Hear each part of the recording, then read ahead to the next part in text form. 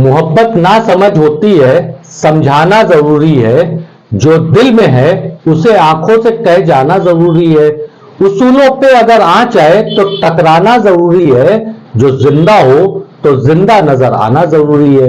वसीम बरेलवी के इस खूबसूरत के कलाम के साथ आज के वीडियो की हम शुरुआत करते हैं। आज संसद के लोकसभा के अंदर जो है बहस चल रही थी और बहस का मुद्दा था पीवी नरसिम्हा राव जो पूर्व प्रधानमंत्री है और लाल कृष्ण आडवाणी को भारत रत्न देने की बात पे। इस मुद्दे की मुखालफत करने के लिए, इस भारत रत्न देने के घोषणा की मुखालफत करने के लिए असदुद्दीन ओवैसी एआईएमआईएम प्रमुख ने वहां पे अक़लियत की बात किया और अक़लियत के कई जो है ज्वलंत मुद्दों को उठाया। इस दरमियान असदुद्दीन ओवैसी के द्वारा बाबरी मस्जिद जिंदाबाद और भारत जिंदाबाद भी संसद में अपने बहस के दरमियान कहा गया। एक बड़ी चीज यह थी कि लोकसभा अध्यक्ष के द्वारा 6 दिसंबर की घटना या बाबरी मस्जिद की घटना आप कह सकते हैं, बाबरी मस्जिद के एएसआई सर्वे के ऊपर अपनी प्रतिक्रिया देते हुए बोला कि एएसआई ने उसको माना था कि यह मंदिर तोड़कर मस्जिद बनाई गई थी, जिसके ऊपर असदुद्दीन ओवैसी ने सुप्रीम कोर्ट के उस आदेश को पढ़ा जिस आदेश में एएसआई की इस रिपोर्ट को खारिज कर दिया गया था। बहरहाल एक लंबा चौड़ा 12 से 15 मिनट का करीब जो है असदुद्दीन ओवैसी का भाषण था जो मुद्दों पे टिका हुआ था। इस दरमियान भाजपा के सांसद निशिकांत दुबे का तो आपने नाम सुना होगा। यह बड़ा चर्चित नाम है, अल्पसंख्यकों के लिए इनके दिल के अंदर काफी गुबार रहता है जो दानिश अली के प्रकरण में सामने आ चुका है। निशिकांत दुबे ने जो है असदुद्दीन ओवैसी से सवाल पूछा कि वो बाबर को आक्रमणकारी मानते हैं कि नहीं, मगर असदुद्दीन ओवैसी ने पुष्पमित्र शुंभ का नाम ले लिया कि आप पुष्पमित्र शुंभ को क्या मानते हैं। असदुद्दीन ओवैसी का एक जवाब और भी था कि 1947 में आजाद हुए भारत में हमसे जो है बाबर, औरंगजेब और जिन्ना के बारे में पूछा जाता है, क्या मैं बाबर, औरंगजेब और जिन्ना का स्पोक पर्सन हूं। असदुद्दीन ओवैसी का पूरी तकरीर जो थी सदन के अंदर वो आप देखिए, जो हम राज्य लोकसभा टीवी के साभार आपको दिखा रहे हैं। श्री असदुद्दीन ओवैसी जी। मोहतरम चेयरमैन साहब, आपका बेहद शुक्रिया। मैं इस मोशन की मुखालिफत में खड़ा हुआ हूं। सर, मैं शुरुआत में हबीब जालिब का एक शेर पढ़ना चाहता हूं। आप उर्दू जानते हैं और लॉ मिनिस्टर भी उर्दू जानते हैं।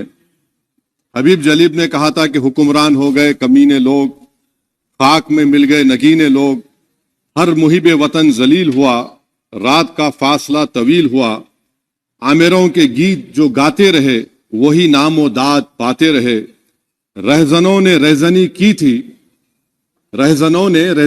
थी, रहबरों ने भी क्या कमी की थी।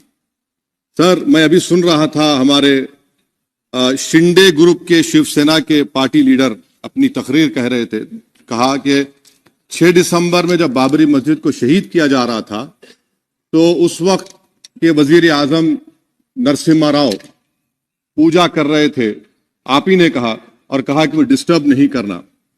तो ये बड़ा अजीब मौका है कि बीजेपी की ताईदी पार्टी ये कह रही है कि नरसिम्हा राव ने कहा कि मुझे डिस्टर्ब मत करो, मैं पूजा कर रहा हूं, और जिसने रथ यात्रा निकाला, इन दोनों को मोदी सरकार ने इस मुल्क का सबसे बड़ा सिविलियन अवार्ड दे दिया, सबसे बड़ा सिविलियन अवार्ड दे दिया।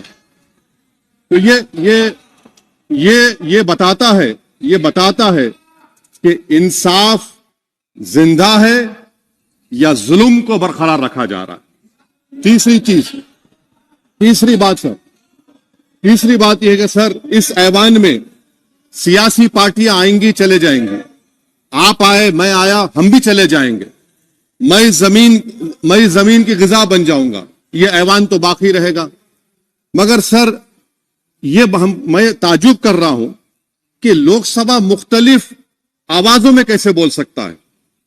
लोकसभा तो एक ही आवाज में बोलना चाहिए, और लोकसभा भी भारत के संविधान आइन के बेसिक स्ट्रक्चर का ताबे है।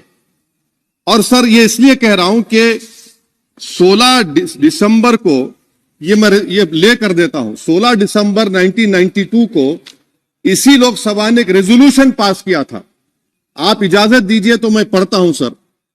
दिस हाउस, अच्छा ये गुलाम नबी उस वक्त के मिनिस्टर थे, आज नहीं है, उनका नाम नहीं लेना चाह रहा था। This house strongly and unequivocally condemns the desecration and demolition of the Babri Masjid at Ayodhya by and at the instigation of forces represented among others by VHP, RSS and the Bajrang Dal, which has caused communal violence in the country. Such act of vandalism was carried out not only in violation of order of Supreme Court, but amounted to an attack on the secular foundations of our country. This House expresses anguish at the happenings and wishes to reiterate its resolve that it will ceaselessly endeavor to uphold the secular and democratic traditions of our country and for the maintenance of rule of law. और एक paragraph है, नहीं पढ़ूंगा।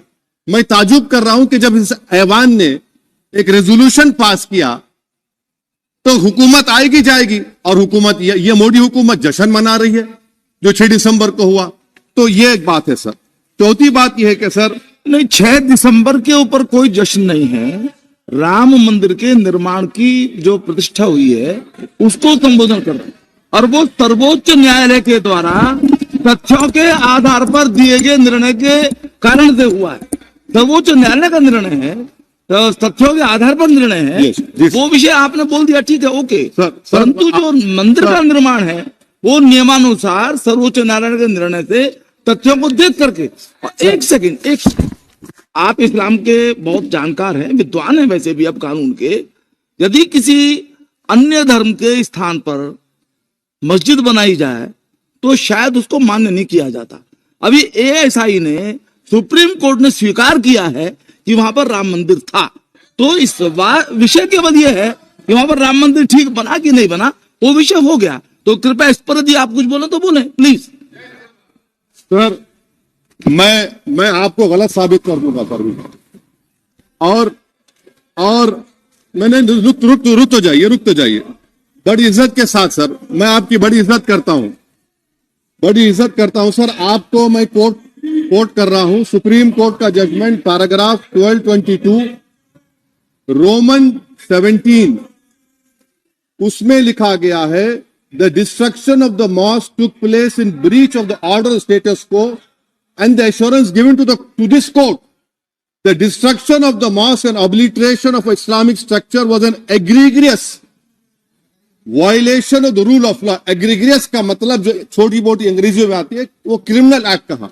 और sir आपने कहा था कि वहां पर मंदिर को तोड़कर बनाया गया। सर मैं आपके सामने ये तमाम चीजें लेकर दूंगा, सुप्रीम कोर्ट के जजमेंट के पैराग्राफ्स हैं जिसमें सुप्रीम कोर्ट ने ASI की रिपोर्ट को नकारा। उन्होंने कहा कि मंदिर को तोड़कर मस्जिद नहीं बनाई गई थी। सुप्रीम कोर्ट ने कहा, सुप्रीम कोर्ट ने कहा। अब और मैं रख दूंगा, आप पढ़ लीजिए। अच्छा सर, मैं अपनी तकरीर पर आ जाता हूं सर। तो मैं अपनी बात कर देता हूं सर। तो मैं ये पूछना चाह रहा हूं कि क्या मोदी सरकार एक समुदाय, एक मजहब की सरकार है या पूरे देश के मजाहिब को मानने वालों की सरकार है? जिसको नहीं मानते उनकी सरकार है? हमको बता दीजिए। क्या मोदी सरकार सिर्फ एक फिक्र और नजरिया हिंदुत्व की सरकार है? क्या इस देश का, इस गवर्नमेंट ऑफ इंडिया का कोई मजहब है? इस वतन अजीज सबके मजहब को मानता है। सर मेरा मानना है कि इस देश का कोई मजहब नहीं है। क्या ये सरकार 22 जनवरी का पैगाम देकर यह बताना चाहती है कि एक मजहब को दूसरे मजहब के मानने वालों पर गलबा और कामयाबी मिली?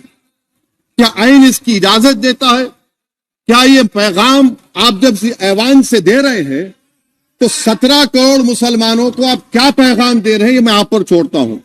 सर 49 में धोखा हुआ, 86 में धोखा हुआ, 92 में धोखा हुआ, 2019 और 22 में भी इस ऐवान के जरिए हमको धोखा दिया जा रहा है। और अफसोस के साथ कहना पड़ता है सर कि मुस्लिम अक़लियत को हमेशा यह कहा गया कि तुमको भारत के शहरी बरकरार रहने के लिए एक बहुत बड़ी कीमत तुमको चुकानी पड़ेगी, और हम पर इल्जाम लगा दिया गया। सर क्या मैं बाबर का स्पोक्स पर्सन हूं? क्या मैं जिना का स्पोक्स पर्सन हूं? क्या मैं औरंगजेब का स्पोक्स पर्सन हूं? बताइए सर, आखिर मैं कहां तक आप मुझे लेकर जाएंगे? दूसरी बात यह है सर, दूसरी बात यह है कि फिर 6 दिसंबर के बाद देश में फसाद हुआ, नौजवानों को टाडा में डाला गया, जो बूढ़े होकर निकले। यकीनन आपकी सरकार नहीं थी, आपकी सरकार नहीं थी। अच्छा, बल्कि मैं तो मर्यादा पुरुषोत्तम राम की इज्जत करता हूं, मगर मैं नाथूराम गोडसे से नफरत करता हूं। मेरी नस्लें नफरत करती रहेंगी, क्योंकि नाथूराम गोडसे ने उस शख्स को गोली मारी जिसके जबान से आखिरी लफ्ज निकले हे राम। सर, छठी बात यह है कि 87 में मलियाना हशीमपुरा हुआ, 83 में नेल्ली हुआ, 44 में जम्मू में नस्ल कशी हुई, 2022 में हल्दीवानी में कत्ल हुआ। इतने धोखे सबसे बड़े किसको दिए गए? असदुद्दीन ओवैसी को दिए गए। मगर फिर भी मुझसे ही कहा जाता है कि वफादारी को तुम साबित करो अपनी ओवैसी। सर, आज भारत के 17 करोड़ मुसलमान अपने आप को अजनबी और एलिनेट महसूस कर रहे हैं। मैं बहुत बड़ी नाइंसाफी होती है, सर ये कोई तारीखी नाइंसाफी को इंसाफ नहीं किया जा रहा है। स्पीकर बल्कि सर, अंग्रेजी में स्पीकर सर, केवल एक प्रश्न का जवाब ओवैसी साहब दे दें कि बाबर को वो आक्रमणकारी मानते हैं या नहीं मानते? पुष्पमित्रा संघा को आप क्या मानते हैं? बताओ, पुष्पमित्रा संघा को आप क्या मानते हैं? जम्मू के वो, कश्मीर के वो राजा को क्या मानते हैं जिसके पास एक फौज थी मंदिरों को तोड़ने के लिए? आप क्या मानते हैं? यही तो मैं कह रहा हूं कि निशिकांत दुबे 47 में आजादी मिली, असदुद्दीन ओवैसी से बाबर की बात पूछ रहे हैं। तुम गांधी की बात पूछते, तुम बोस की बात पूछते, तुम जलियांवाला बाग की बात पूछते, तुम काला पानी में जो मुसलमान शहीद हो गए उनकी बात पूछते, मगर बाबर की बात पूछी जाती है। तो सर, मैं आपको बता रहा था, खामखा डिस्टर्ब किए सर, मुझे मेरा वक्त ले लिए निशिकांत दुबे। सर, मैं आपसे कह रहा था, मोदी हुकूमत ये पैगाम दे रही है भारत के मुसलमानों को कि जान बचाना है या इंसाफ चाहते हो। मैं कह रहा हूं, मैं भीख नहीं मांगूंगा, मैं इस नंगी तासुब को कबूल नहीं करूंगा, मैं दूसरे दर्जे के शहरी के मौक़िफ़ को कबूल नहीं करूंगा, मैं अपनी शनाख्त को नहीं मिटने दूंगा। अब मैं झूठी और दिल फरेब बातों पर हरगिज भरोसा नहीं करूंगा। मैं वो काम नहीं करूंगा जो बीजेपी और नाम निहाद सेकुलर पार्टियां चाहती है। मैं वो काम करूंगा जो आपको पसंद नहीं है, संविधान के दायरे में रहकर। सर, कंक्लूजन में मैं आपको बताना चाहता हूं कि आज इस देश को किसकी जरूरत है? इस देश को अयोध्या में, तारीख शायद नहीं पढ़ते होंगे, मौलाना अमीर अली कौन थे? पुजारी बाबा रामचरण दास कौन थे? अयोध्या के पुजारी थे।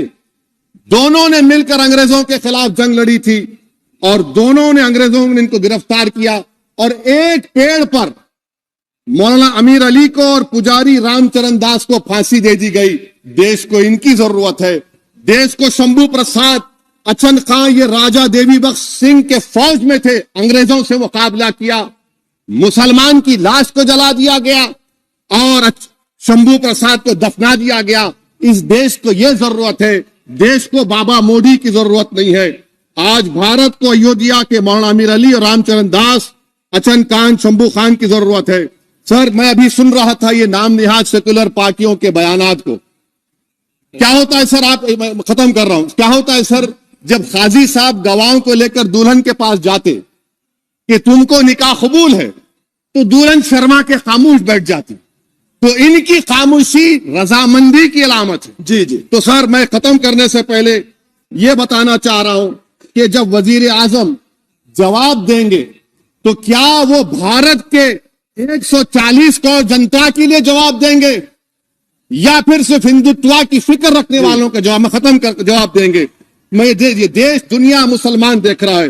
सर, मैं आपको यह भी बताना चाह रहा हूं, आखिर में कंक्लूड कर रहा हूं सर, 1 मिनट चाहिए, 1 मिनट चाहिए सर। सर, मेरा मानना यह है कि आज मैं बहैसियत एक भारत के गयूर मुसलमान के, let me stand as a tall Indian Muslim and say that the light of Indian democracy today is at its dimmest today, sir. Sir in conclusion मेरी फिक्र में मेरा ईमान मुझे कहता है कि जिस जगह पर मस्जिद थी है और रहेगी, बाबरी मस्जिद है और रहेगी, बाबरी मस्जिद जिंदाबाद, जिंदाबाद, भारत जिंदाबाद, जय हिंद। यह असदुद्दीन ओवैसी का लोकसभा में दिया हुआ भाषण था।